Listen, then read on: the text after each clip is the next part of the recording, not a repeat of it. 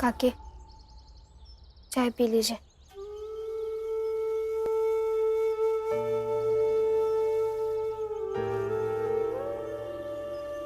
फुलिया काकी, पी लीजिए चाय। मैं जानता हूं कि परेशानी है, लेकिन चिंता मत कीजिए, वो भी सुलझ जाएगी।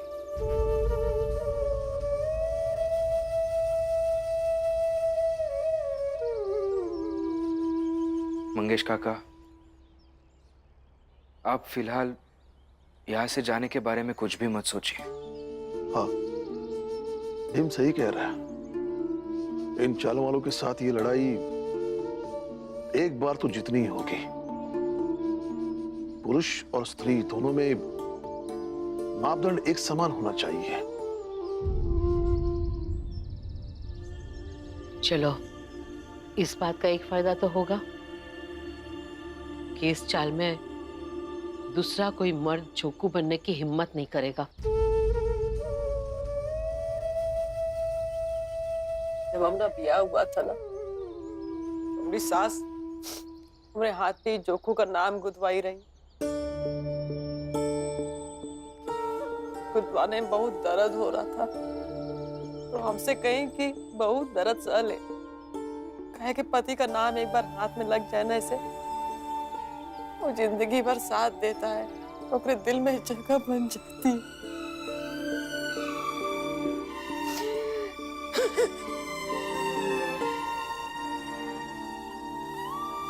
सब झूठ रहा, सब झूठ रहा।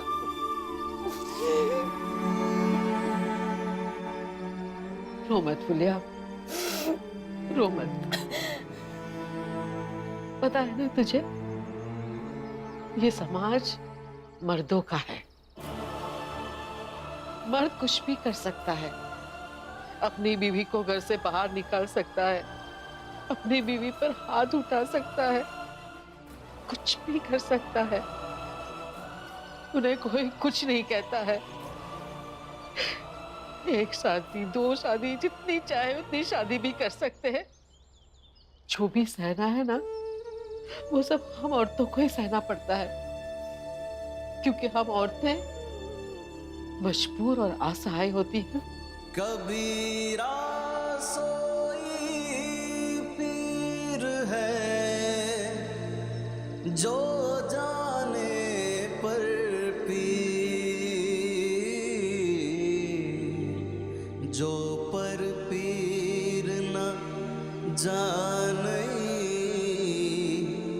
सो काफिर बेपीर, सो काफिर बेपीर। ये है हमारी दुकान। हाँ, और यहाँ हम धुले वाले कपड़ा टांगते हैं और इस्त्री करने के बाद कपड़ा कहीं रखते हैं। अच्छा सुनो, हम जा रहे हैं कपड़ा लेने, तब तक तुम दुकान सही कर लो। हाँ ठीक है। फिर हम आए के दुकान का बाकी का काम समझाते हैं। ठीक है, अब जाइए, मैं कर लेती।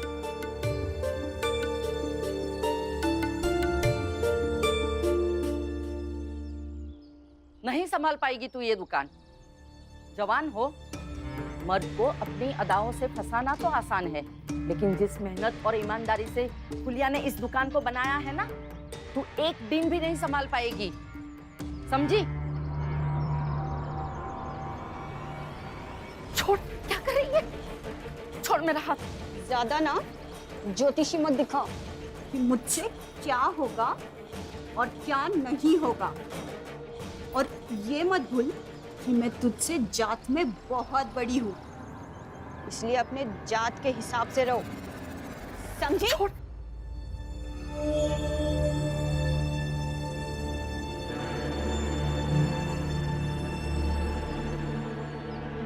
देख लो, ठीक से गिन लो। अरे जोखू, तू तो उसको लेकर भाग गया था ना, फिर आया कब है? अरे मालिक, छोड़े नहीं सब पुरान बात, अब तो खुदा मर्द हैं, समझिए दिल को।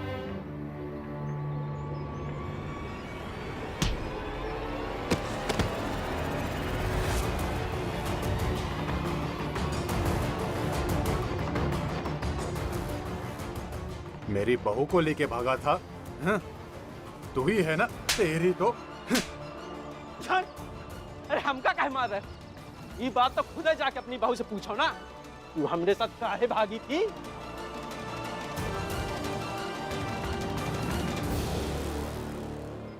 पता नहीं अब कब तक घूम घूम कर ऐसे काम ढूंढता रहूंगा, समझ ही नहीं आ रहा क्या करे।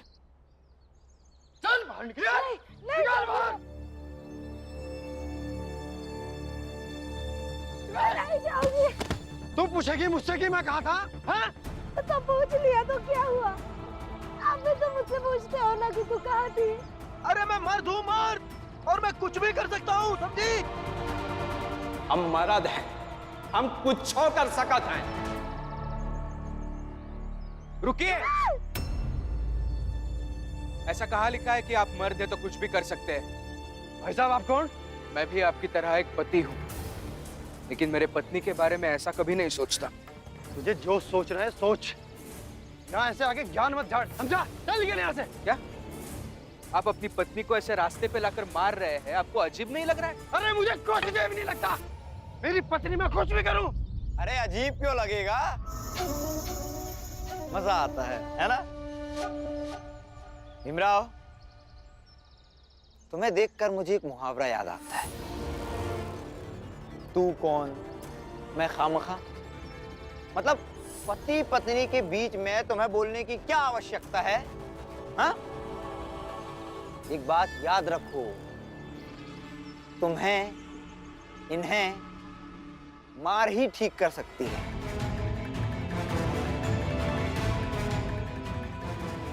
जोशी जी, एक बात समझ नहीं आती, आप हर जगह कैसे पहुंच जाते हैं?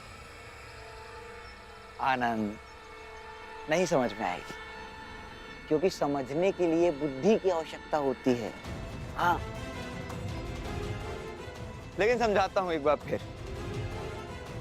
जहां जहां ये छोटी जात का भीमराव जाएगा, वहां वहां इसकी हद दिखाने ऊंची जात का नरोत्तम जोशी भी पहुंचेगा। देखिए, ये मजबूत इसलिए नहीं है क्योंकि इन्हें डर लगता है कि इनका पति इन्हें छोड़ के चला ना जाए, लेकिन आप इसका फायदा मत उठाइए। इज्जत कीजिए इनकी, और आपके प्रति इनकी जो निर्भरता है उसका सम्मान कीजिए। आपका रिश्ता और अच्छा हो जाएगा। इज्जत नहीं मिलेगी तुम्हें, इन्हें कभी भी इज्जत नहीं मिलेगी भीमराव। नरोत्तम जी, इज्जत सबकी होती है। तलवार का काम अगर सुई नहीं कर सकती तो याद रखिए, सुई की जगह भी तलवार कभी नहीं ले सकती है। अरे वाह, क्या भाषण दिया है! तुम्हारे इस भाषण से दुनिया नहीं बदलने वाली भीमराव। देखना है? देखो, इधर आओ। ये लो पैसे, और अपनी पत्नी को और मारो, ताकि इसे समझ में आ सके कि इसके बोलने से दुनिया बदलने नहीं वाली। जाओ। अरे आपको कुछ शर्म नहीं आ रही है क्या? क्या कर रहे हो आप?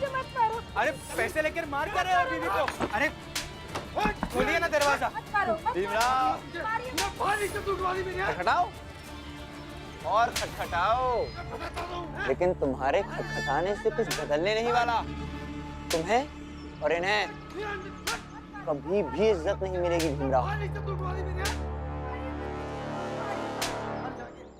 ये आपकी गलत धारणा है, लेकिन आप और आपके जैसे लोग एक दिन जरूर समझेंगे। हर इंसान, चाहे वो औरत हो या छोटी जात का, इज्जत और बराबरी का हकदार होता है।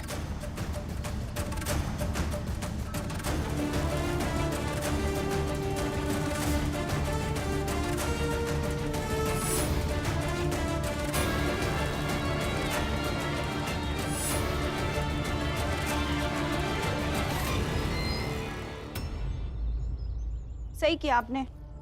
जब भी वो आपसे इस बात को लेकर लड़े तो मेरे ससुर को ऐसे ही धमकाना। इसके डर से वो खुद भी चुप रहेगा और दूसरों को भी चुप रखेगा। रुको, इसको धो देना और इस्त्री अच्छा से कर देना। हाँ? रुको,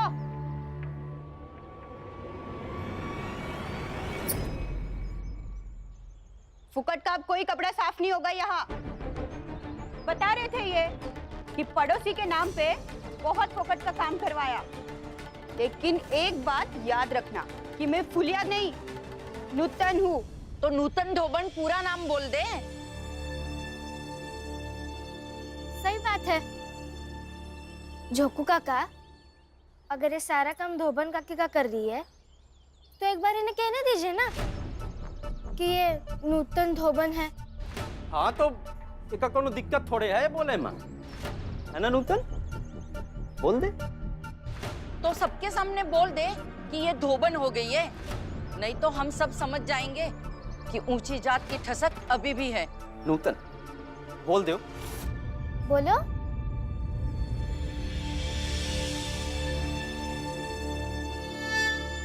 भूल गई बुढ़िया कि थोड़ी देर पहले मैंने क्या हाल किया था तेरा? इस बार हाथ पकड़ के फेंक दूंगी। चलिए अम्मा। रुको जोखू, चाहती तो मैं तुम्हें तब भी मार सकती थी, लेकिन मैं सही हूं, इसलिए अकेले में छुप के क्या मारना। तुम गलत थी, इसलिए सबसे छुपकर अकेले में तूने मेरा हाथ मरोड़ा था। चलिए अम्मा, अपनी हद में रहो। तुमने मुझे थप्पड़ मारा? रुक, अब मैं तेरा क्या हाल करती हूँ देख।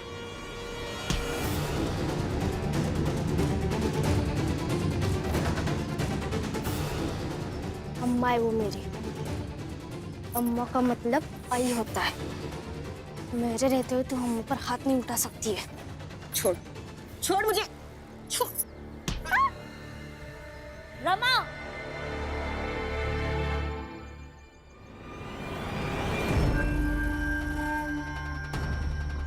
दूसरों के झगड़े में टांग अड़ाने की जरूरत नहीं है रमा, अंदर चलो। डलिया अम्मा दूसरी नहीं है, और डलिया अम्मा के साथ बदतमीजी करेगी मैं इसे छोड़ूंगी नहीं। जुबान ज्यादा चल रही है तुम्हारी।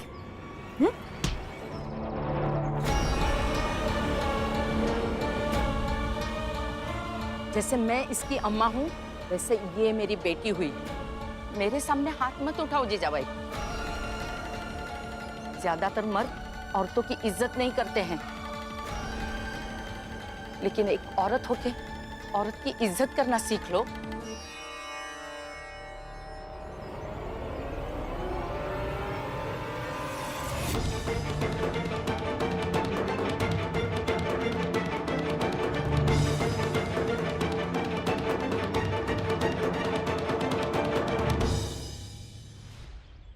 लीजिए चाय पीजिए हमनी तरफ से। लेकिन कौन सी खुशी में?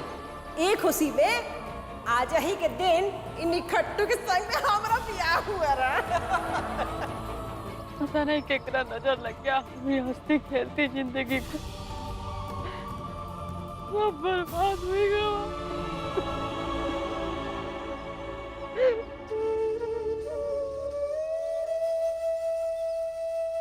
फुलिया जी, ऐसे मत रोइए। मैं समझ सकता हूँ आपका दुख कितना बड़ा है। जब जीवन भर साथ देने वाला ही साथ छोड़ दे तो कैसा लगता है, लेकिन ऐसे रोकर आप कुछ बदल तो नहीं सकते ना। मंगेश, हमको आज भी बहुत अच्छे से याद है, हमारा नया नया ब्याह हुआ था ना, जो हमका बहुत प्यार करते रहे, हमारा बहुत ख्याल रखते रहे। हम लोग सपना देखे कि दुकान खोलेंगे, बहुत मुश्किल से एक एक पैसा जोड़ जोड़ के दुकान खोले, दोनों लोग मिल के दुकान जमाए। घर में जो सौतन लिया के बैठाए वो तो बैठेबे किए, लेकिन हमने इतनी मेहनत से खड़ा किया वो दुकान भी होए क्या हवाले कर दिए। हमारा सब सपना ही टूट गया। फुलिया जी मत रोइए, ऐसे शांत हो जाइए। आप देखना आज नहीं तो कल सब ठीक हो जाएगा। तब तक आप चिंता मत कीजिए, आपको मैं साथ दूंगा। मुझे चाय बनाने का बहुत अच्छा अनुभव है, तो हम दोनों मिलकर चाय का दुकान खोल लेंगे। मैं चाय बनाऊंगा और आपको दुकान संभालना आता ही है। नहीं, हमसे ये सब नहीं होगा। सब होगा फुलिया जी, मुझे विश्वास है, आप कर लीजिएगा। मंगेश काका,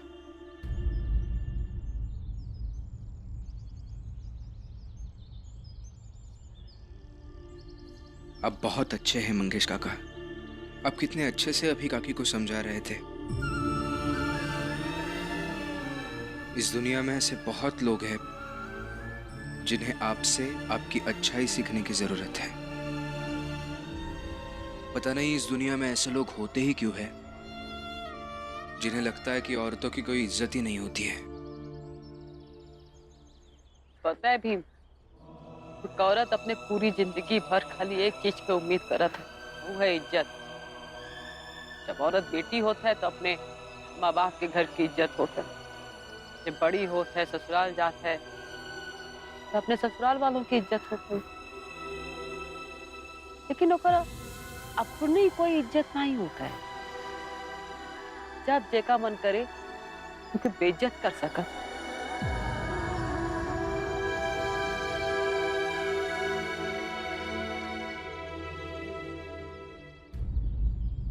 देखो जीजा भाई, तुम और मैं, हम दोनों यही चाहते थे कि भीमराव पढ़ाई छोड़ दे, तो भीमराव ने पढ़ाई छोड़ दी। लेकिन अब हमें और भी सतर्क रहना होगा। किसी भी तरीके से भीमराव पढ़ाई के रास्ते पर लौटना नहीं चाहिए, समझी? मुश्किल लगता है। उसके बाबा, उसका भाई और उसकी वो पत्नी उसे पढ़ाई तक लौटाने के लिए हर कोशिश करेंगे। तो हम भी हर कोशिश करेंगे, हम भी हर कोशिश करेंगे कि वो पढ़ाई के रास्ते पर ना लौट सके।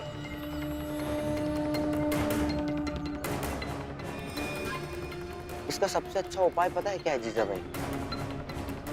उसे कोई नौकरी दिलवा देते हैं।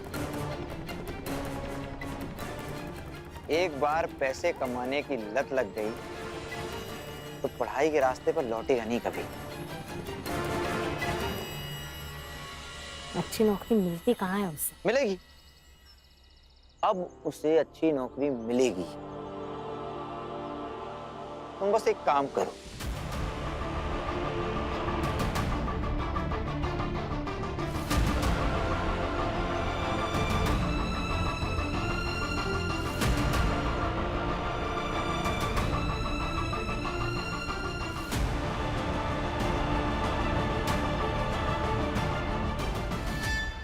ठीक है, मैं अपनी पूरी जान लगा दूंगी कि भीम को ये नौकरी मिल जाए। फिर ठीक है, इनके खिलाफ मेरी भी कोशिश जारी रहेगी। अब पति को अपनी ही सास से बचाना है तो वही सही।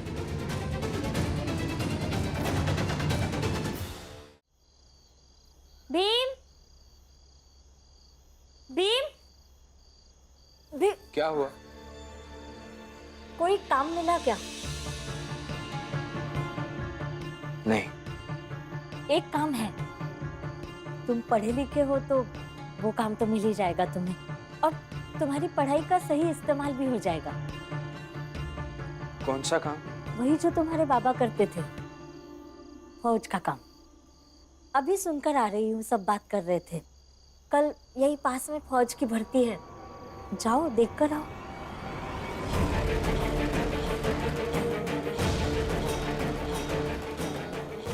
लेकिन आई, ये हमारे जात के लोगों को फौज से अंग्रेजी सरकार के लोगों ने निकाला था, तो भला वो क्यों हमको वापस रखेंगे? जो फौज में भर्ती करेंगे वो काका के परिचित हैं। काका उनसे बात कर लेंगे, जात को बीच में नहीं आने देंगे, निश्चिंत रहो। तुम्हें बस इतना करना है, किसी भी तरीके से भीमराव को मनाओ और उसे वहां भेज दो। होना ना होना बात की बात है, जाने में क्या बुराई है। और ऐसा तो होगा नहीं कि उनकी फौज में हमारी जात का कोई काम ही नहीं करता होगा। वैसे भी निकाला तो हमें कॉलेज से भी जाता है, सार्वजनिक जगह से भी जाता है, लेकिन फिर भी भीम जाता है ना कॉलेज, बागीचे में जाता है पढ़ाई के लिए। क्यों भी फिर एक बार फौज की भर्ती के लिए जाने में क्या हर्ज है, जाकर देखो। सही कह रही हो आप। मैं कॉलेज जाता हूँ, बगीचे में जाता हूँ, लेकिन फौज में जाकर काम नहीं करूंगा।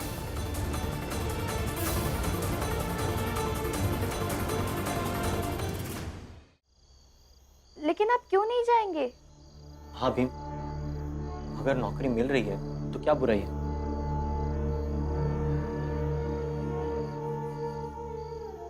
तुम मरोगे तो देश के लिए, आजादी के लिए।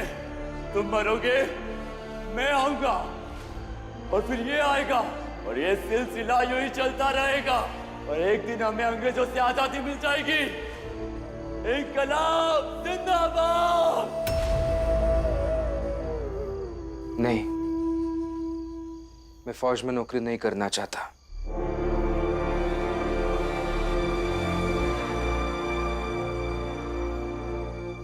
बल्कि पढ़ लिख कर एक ऐसा रास्ता बनाना चाहता हूं जिस पे चल के हम वहां पहुंचे जहां हमारी पूरी बिरादरी के दुखों का अंत हो।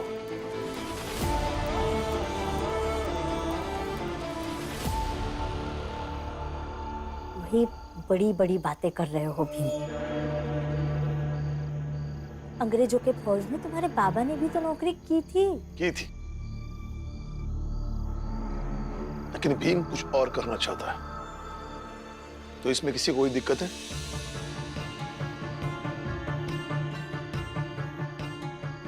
भीम अपनी पढ़ाई पूरी करेगा और बैरिस्टर बनेगा, बस।